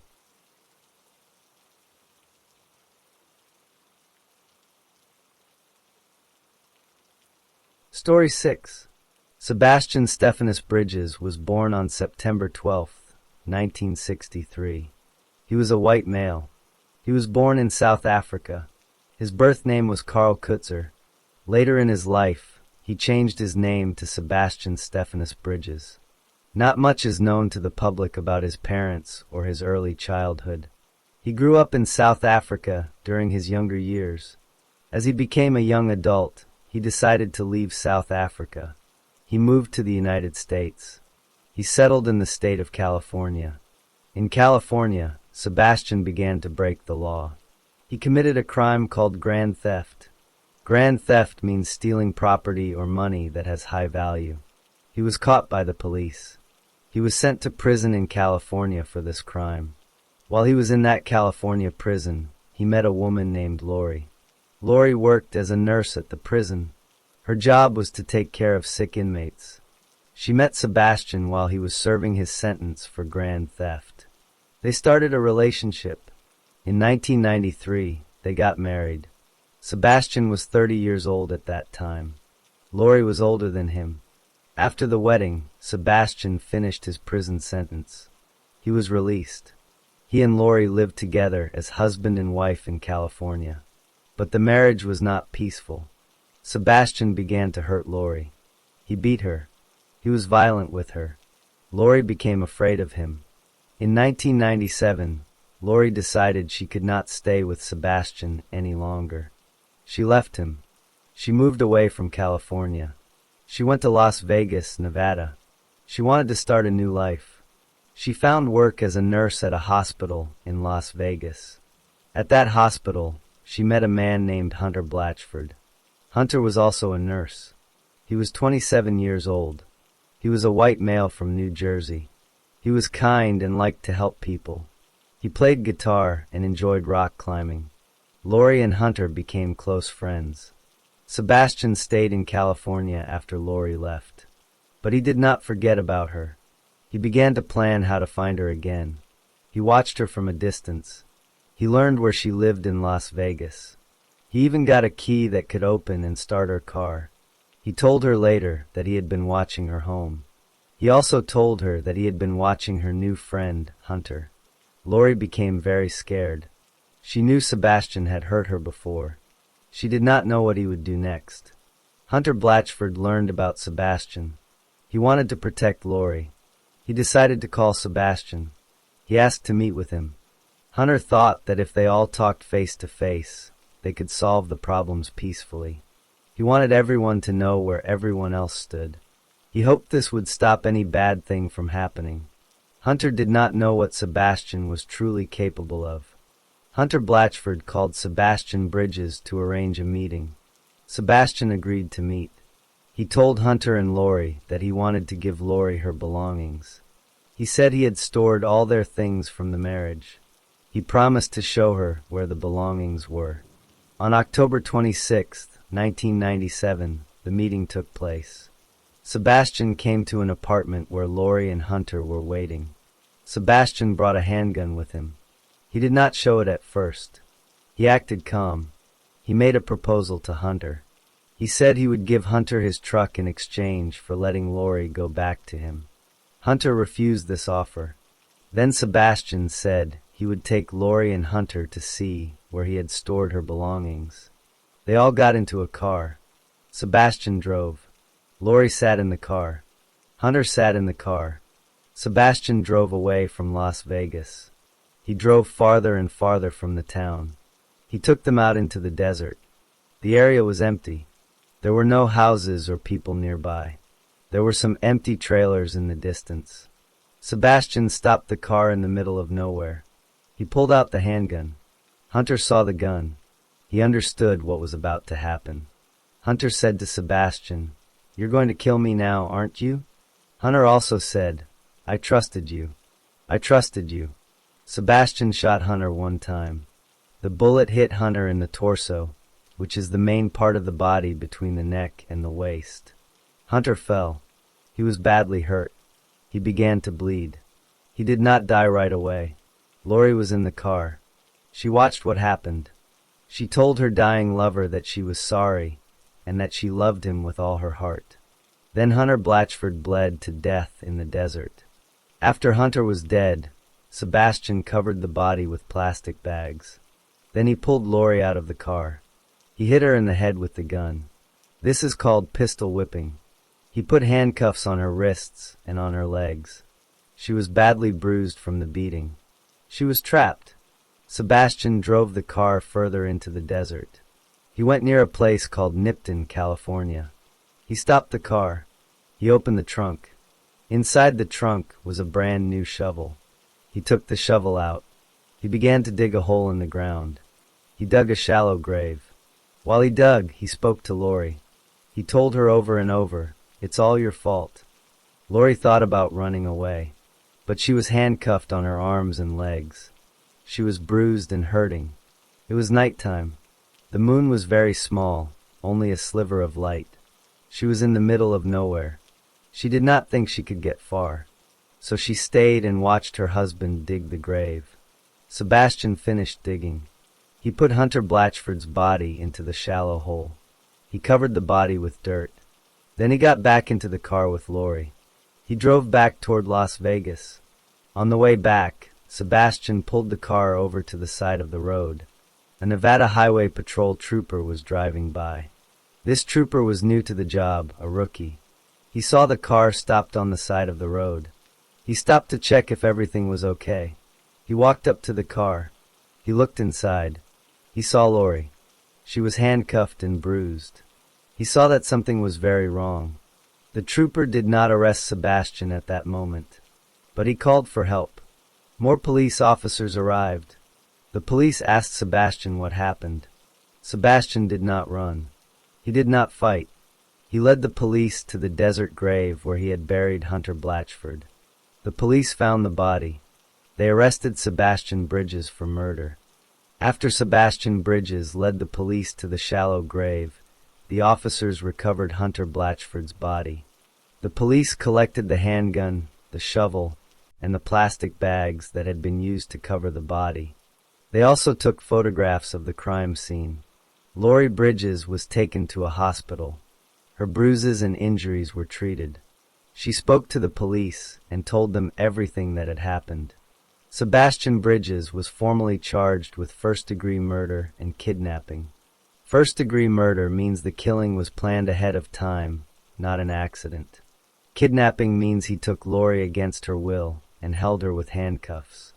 When Sebastian was arrested, he had $56,000 in his possession. The police seized this money. He wanted to use that money to hire his own defense lawyer. But the court did not allow him to use that money for a lawyer at his trial. Instead, the court appointed a public defender to represent him. A public defender is a lawyer paid by the government for defendants who cannot afford their own. However, Sebastian Bridges did not want the public defender. He asked the court to let him represent himself. The judge, Jeffrey Sobel, tried to convince Sebastian to accept the help of a lawyer. The judge ordered mental health professionals to evaluate Sebastian. They found that he was intelligent and narcissistic. Narcissistic means he had an inflated sense of his own importance. They said he was competent, meaning mentally capable, to serve as his own lawyer if he chose to do so. Sebastian chose to act as his own attorney. The trial took place in Clark County, Nevada. Sebastian spoke for himself in court. He did not call witnesses in his own defense. He did not take the witness stand to testify. In his closing argument, he told the jury to look at the photographs of Hunter Blatchford's body. He claimed that the shooting was an accident. He said a sharp movement and pressure on the gun caused it to fire by mistake. He also accused the prosecutors of being crooked and said the case was malicious prosecution. He cried when he talked about his wife.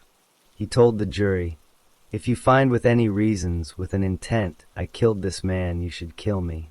Lori Bridges testified as a witness for the prosecution. She described how Sebastian shot Hunter, how he pistol whipped her, how he handcuffed her, and how he dug the grave. Her testimony was clear and detailed. The jury did not believe the shooting was an accident. They deliberated for only 25 minutes. They found Sebastian Bridges guilty of first-degree murder and kidnapping. At the sentencing phase, the jury decided he should receive the death penalty. On July 24, 1998, the judge formally sentenced Sebastian to death by lethal injection. After the sentence, Sebastian Bridges was given the right to appeal. An appeal means asking a higher court to review the case for mistakes. He also had the right to ask for a pardon from the governor, which is forgiveness that would change his sentence to life in prison. Sebastian refused to file any appeals. He refused to ask for a pardon. He told his lawyers that he wanted to be executed. He said that if the court would not reverse his conviction, then they should kill him. He believed the courts should have reversed his conviction without him having to ask for it. His lawyer, Michael Pacetta, tried to persuade him to appeal. Sebastian said no. The execution was scheduled for April 21, 2001, at the Nevada State Prison in Carson City. A few days before the execution, the Nevada legislature was discussing a bill that would create a 2-year moratorium, or pause, on executions. Governor Kenny Gwin considered whether to delay Sebastian's execution, but the legislature changed the bill to exclude inmates like Sebastian, who did not appeal their sentences. Governor Gwin then decided not to stop the execution. On April 21, 2001, Sebastian Bridges was taken to the last night cell at 12:15 in the afternoon. He ate his last meal at 4 p.m. He visited with his minister and his lawyer. He was granted an unusual request. He was allowed to wear a suit and tie instead of the usual prison clothes. He wore a brown double-breasted Pierre Cardin suit and new black shoes. His minister was allowed to be with him in the execution chamber, which was a change from past prison policy. At 8:50 p.m., Sebastian was brought into the execution chamber. He was strapped to a table. A needle was placed in his arm. His last words, as reported by prison director Jackie Crawford, were, "You have no justification to kill me. It's just wrong. It's just wrong." Just before the drugs were injected, he raised his head, looked at the witness window where Hunter Blatchford's father, Walt Blatchford, was watching and screamed, "This is murder." He also shouted, "I killed nobody, I didn't kill anybody." The execution was delayed briefly while lawyers tried one last time to convince him to appeal. Sebastian refused. The drugs were then injected. At 9:18 p.m., he was pronounced dead. He was 37 years old. Walt Blatchford, the victim's father, flew from Tennessee to watch the execution. After it was over, he said that Sebastian was a twisted man and that he did not take Sebastian's final words personally. He said the execution brought him a step toward closure, but it would not bring his son back. Sebastian Stephanus Bridges was the 9th person executed in Nevada since the death penalty was reinstated in 1977, and the 707th person executed in the United States since that time. Lori Bridges survived the attack. She testified against her husband and helped send him to death row. Hunter Blatchford was buried by his family. His father remembered him as a good man who helped many people as a nurse and as a friend. The case ended with Sebastian's death by lethal injection on April 21, 2001.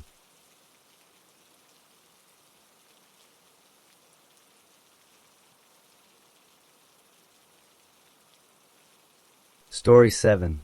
Mose Young, Jr. was born on December 25, 1955 in St. Louis, Missouri. He grew up in the city of St. Louis. His family lived in a neighborhood in the north part of the city. Not much is known about his parents or his childhood. He went to school in St. Louis and attended Vashon High School. He did not finish college. As a young man, Mose Young got into trouble with the law. On August 27, 1975, he was arrested in St. Louis for possession of heroin. He pleaded guilty to this crime on February 27, 1976. The judge sentenced him to 1 year in the city jail. He served that time. After he got out of jail, he was arrested again. On June 25, 1981, he was arrested in St. Louis for assault first degree. This is a serious crime where a person tries to hurt another person badly. He pleaded guilty to this assault charge on April 19, 1982. The judge sentenced him to 6 months in the city jail. He served that time as well. By 1982, Mose Young was out of jail again. He had a girlfriend at that time. He wanted to buy her a used Cadillac car, but he did not have enough money. He needed to get cash quickly. He looked for ways to get money without working for it. That is where his life stood in early 1983. He was 27 years old. He had no steady job. He had 2 criminal convictions on his record. He needed money, and he was about to make a choice that would change everything. On the morning of February 8, 1983, Mose Young went to a pawn shop in St. Louis. The shop was located at 5934 Natural Bridge Avenue. It was called Lee's Pawn Shop. The owner of that shop was a man named Lee Rascover. Mose Young arrived at the shop at 9 a.m. He was waiting in front of the store when Lee Rascover opened the doors for business. Mose Young went inside. He took out a gold-plated stick pin. This was a small piece of jewelry. He wanted to pawn it. He asked Lee Rascover to give him $1,800 for the stick pin. Mose Young planned to use that money to buy a used Cadillac for his girlfriend. Lee Rascover looked at the stick pin. He told Mose Young that the pin was worthless. It was not real gold. It was only gold-plated. Lee Rascover then told Mose Young that he would call the police. He said he would have Mose Young arrested for stealing by deceit. That means trying to get money by lying about the value of an item. Mose Young got angry. The 2 men argued. The argument became heated. Mose Young tried to push Lee Rascover. Lee Rascover pushed him back. Then Lee Rascover pulled out a gun from a holster on his hip. He pointed the gun at Mose Young and ordered him to leave the shop. Mose Young left. After Mose Young left, Lee Rascover called his other pawn shop. He had a second location. He spoke to a man named Ronald Bennett. Ronald Bennett was one of Lee Rascover's partners. Lee Rascover warned Ronald that Mose Young was coming to that second shop with the worthless stick pin. Mose Young did go to the second pawn shop. He tried again to pawn the stick pin. This time he asked for several $1,000s. Ronald Bennett refused to take the pin. He had been warned. Mose Young argued with another partner at that shop. That partner's name was James Schneider. They argued about the pin. After the argument, everyone at the shop agreed on one thing. They told Mose Young he might have better luck pawning a gun or a rifle instead of the stick pin. Mose Young left the shop, but before he left, he tried to steal some jewelry. He had asked to examine some jewelry. When he tried to take it, he was stopped. Then he left the store. Sometime later that same day, Mose Young came back to the second pawn shop. This time he was carrying a rifle, for people were inside the shop at that moment. Ronald Bennett was there. Sol Marks was there.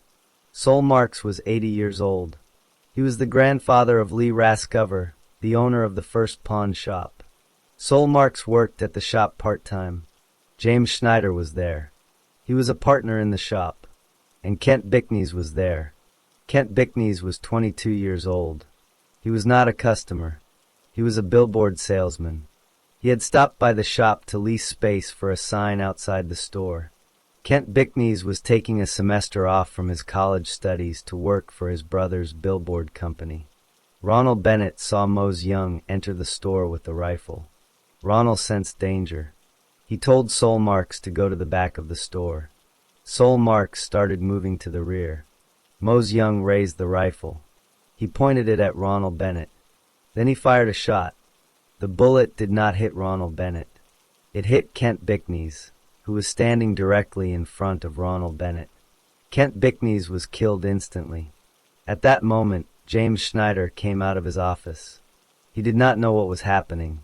Mose Young turned toward James Schneider and fired another shot. James Schneider was hit and killed. Ronald Bennett ran toward the back of the store. Sol Marks was with him. But Sol Marks was 80 years old. He could not run fast. He tripped and fell. Ronald Bennett left Sol Marks where he fell. Ronald ran to the basement. He hid inside a vault. While he was in the basement, he tripped an alarm. That alarm sent a signal to the police or to a security company. Ronald Bennett heard Mose Young talking upstairs. He heard Mose Young ask Sol Marks where Ronald Bennett was. Then Ronald heard 2 more gunshots. After those shots, Mose Young yelled down the basement steps. He said, "Where are you?" Ronald Bennett stayed quiet inside the vault. He stayed there until he heard police radios outside. When the police arrived, they found 3 bodies. Kent Bickneys was dead in the lobby area. James Schneider was also dead in the lobby area. Sol Marks was found dead in a hallway that led to the rear of the building. He had been shot. The top of the jewelry counter had been smashed open. Almost all of the jewelry was gone. The cash registers were missing $576. The wallets of the 3 victims were also missing. The alarm that Ronald Bennett tripped in the basement brought help. Police officers arrived at the pawn shop. They entered the building. They found the 3 bodies of Kent Bickneys, James Schneider, and Sol Marks.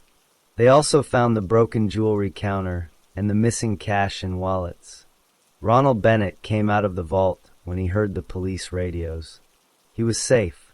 He told the police what had happened. He also told them who had fired the rifle. Ronald Bennett knew Mose Young. They had gone to Vashon High School together. Ronald identified Mose Young as the shooter. The police now had a suspect. They knew Mose Young's name. They also knew he had come to the pawn shop earlier that day trying to pawn a worthless stick pin. They knew he had argued with the shop owners. On February 9th, 1983, one day after the murders, the police arrested Mose Young in St. Louis. He was charged with 3 counts of capital murder and 1 count of robbery first degree. Capital murder means murder that can be punished by the death penalty. The case went to trial on May 19, 1984. A jury was selected. Mose Young was black. The 3 victims were white. During jury selection, the prosecutor used every one of his peremptory challenges to remove black jurors from the jury. Peremptory challenges allow lawyers to reject a certain number of jurors without giving a reason. In the end, the jury had 8 white members and 4 black members. Mose Young's lawyer was a man named John M. Walsh, also known as Jack Walsh. Mose Young said he met his lawyer only 4 days before the trial started. The lawyer told the court he had not had enough time to prepare. Later, it would come out that the lawyer had problems with alcohol. He was later disbarred in 1988 for his handling of another death penalty case. During the trial, Mose Young said he was not the shooter. He claimed that a man nicknamed Mickey had walked into the pawn shop and fired the shots. But Ronald Bennett testified that he saw Mose Young with the rifle. The evidence against Mose Young was strong. On May 19, 1984, the jury found Mose Young guilty of all 3 counts of capital murder. 2 days later, on May 21, 1984, the same jury recommended the death penalty on each count. On July 6, 1984, the judge denied a motion for a new trial. The judge sentenced Mose Young to death on each of the 3 murder counts. Mose Young then began a long series of appeals. On July 10, 1984, his lawyers filed a notice of appeal to the Missouri Supreme Court. On December 17, 1985, the Missouri Supreme Court affirmed the convictions and the death sentences. That means they agreed with the lower court. On January 15, 1986, a motion for rehearing was denied. On May 5, 1986, the United States Supreme Court denied certiorari. That means they refused to hear the case. On July 30, 1986, Mose Young filed a motion for post-conviction relief.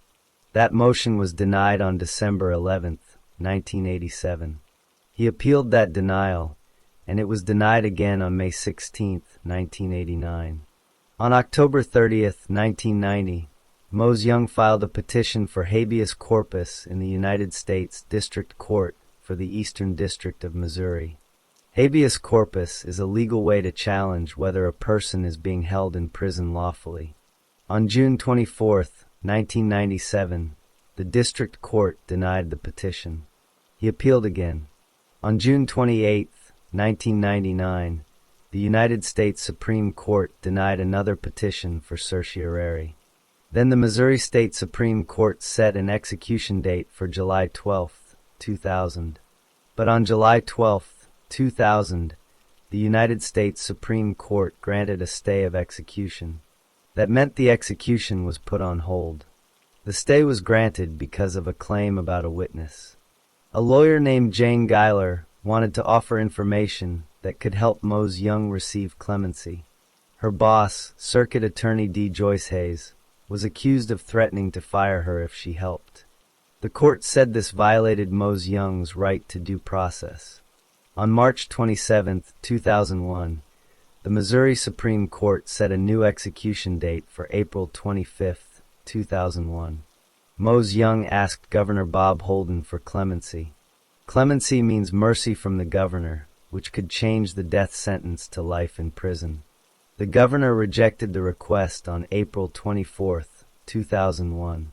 On April 25, 2001, Mose Young, Jr. was executed by lethal injection at the Potosi Correctional Center in Missouri. He was 45 years old. He had been on death row for nearly 17 years. The family members of his victims witnessed the execution. Mose Young spent part of his last day with 2 Roman Catholic nuns. He had a last meal. He was pronounced dead at 12:14 a.m. After the execution, the 3 victims remained dead. Their families continued to live with the loss of Kent Bickneys, 22, James Schneider, 33, and Sol Marks, 80. Mose Young left behind 2 sons, one of whom had a mental disability. The case ended with his execution. The story of Mose Young, Jr. ends with his death by lethal injection on April 25, 2001, 17 years after he was sentenced for the murders of 3 men in a St. Louis pawn shop.